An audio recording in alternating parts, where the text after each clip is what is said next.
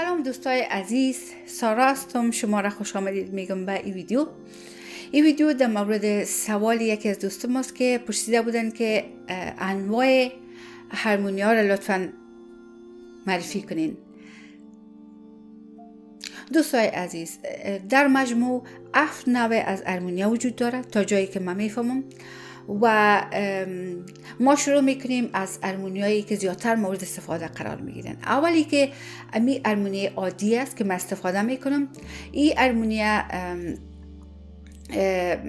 اکثرا 42 تا کی داره و 5 تا یا 6 تا درونز داره و خب همین چیزی که بسیاری افغانای ما استفاده میکنن که ما ایده معرفی کردیم در ویدیوهای گذشته، قسمت های جزئیاتش همچنان ما نشان دادیم و در موردش ویدیو تهیه کردیم.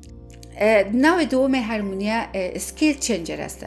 اسکیل چنجر هم همچنان 42 تا کی داره، اکثرا 5 تا درونز و یا 6 تا درونز داره و اسکیل چنجر چی رقم است که این برای کسایی اکثرا استفاده میشه که اینا در گروپ موزیکانتا موزیک می نواسن و به خاطر از اینکه خواننده های مختلف کچه های مختلف دارن، اینا به خاطر از اینکه بسیار زود کچه تغییر میتن، از او خاطر بسیار آسان است برایشان که از اسکیل چنجر استفاده کنن که این بسیار کار آسان میسازه.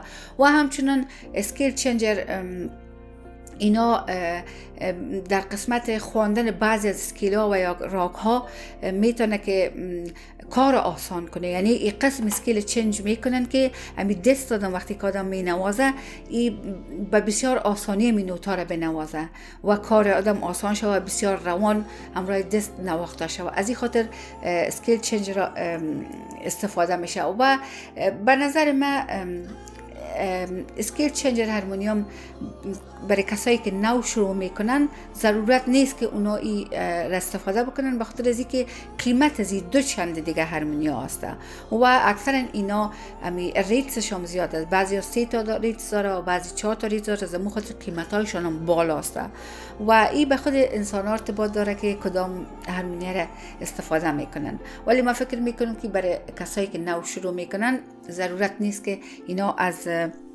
اسکیل چنجر استفاده بکنن. نوع سیوم هارمونیا فولدینگ هارمونیا است. فولدینگ هارمونیا قسمی است که سبکتر است از هارمونیا عادی که مثلا ما دارم، سبکتر است و وقتی که ایده جمع میکنیم خودش از خود یک قوطی داره، یعنی برای سفر کردن آسان است که در بین قوطی مانده میشه و با یک جای سفر شوی خراب نمیشه و دیگه بسیار زیاد متفاوت نمی باشه با هارمونیای عادی. نوع هارمونی دیگهش که است کمپکت هارمونی است و این هارمونیا که هستن هارمونیاهای خرد هستن و برای انتقال دادن برای سفر کردن بسیار آسان هستن، ولی صدای باریک دارن، صدای خرد و باریک دارن، ضعیف دارن و اکثرا وقتی که یک جای کس میره و هارمونی گرنگ بردن نمیتونه، اگر هارمونی یک خردترک همراه خود میبره، در چمن مثلا میره یک پارک یک جای میره او را همراه خود میبره و برای استفاده میشه که این ما ندیدیم که بر بین افغانای ما این رواج باشه و از استفاده شود. دیگه هارمونیایی هستن که کوپلر دارن. هارمونیای مثل هارمونیای عادی که ما مثلا دارم و در ویدیوهای گذشته نشان دادیم، اینا یک کوپلر یک آپشنی است، یک امکاناتی است که هارمونیاها دارن که 2 تا اکتیو کانکت میته همراهش یکی دیگه. یعنی وقتی که ما یک نوت فشار میتیم، اکتیو دیگه هم همون نوت از اکتیو دیگه همچنان نواخته میشه، چون که این یک اکتیو کوپلر خودش یک اکتیو به دیگه اکتیو ارتباط میشه و این باعث از این میشه که صدای نوت قویتر، پرتر و مقبولتر شود. کمی قیمتتر است این هارمونیا ها، ولی با قیمتش میارزه. به نظر من صدا رو مقبولتر میکنه، مخصوصا برای کسایی که تنها می نوازن، یعنی در گروپ نمی نوازن. وقتی که در تنها بنوازی کوپلر داشته باشه صدا پر میاد و موسیقی مقبول میاد.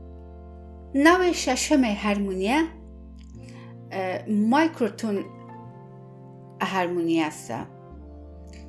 مایکروتون هارمونیا یک نوع هارمونی بسیار مخصوص است که این در بین کسایی که موسیقی کلاسیک ایندی میخوانند دو زیادتر رواج است و همراه از این بر راگ ها، اصلا بر راگ ها جور شده، مخصوص راگ ها می باشه و این زیادتر در خود هندوستان استفاده میشه که ما او را ندیدیم خودم، ولی وجود داره. نوع هفتم هارمونیا به نام ساموادینی است. ساموادینی هارمونیوم یک رقم هارمونی است که همراه خود سوارمندل داره. یعنی در زمانی که هارمونیا می نوازن او سوارمندل هم استفاده میشه یا نواخته میشه. ما اون استفاده نکردیم ولی وجود داره دوستای عزیز. تمام هارمونیا هر کدامش در فریکونسی صدایی که سر میشن عین فریکونسی صدا هست. هارمونیا اگه متفاوت هستن اما فریکونسی صدا یک چیز است. ما وقتی که هارمونیا رو میخریم باید که اونجا برایشان سوال شود و گفته شود که این در کدام فریکونسی، در کدام هرتز، چقدر هرتز اینا سر شدن. تا سال 1939 هارمونیا ها در 432 هرتز اینا سر می شدن، ولی بعد از 1940 هارمونیا ها در 440 هرتز اینا سر میشن.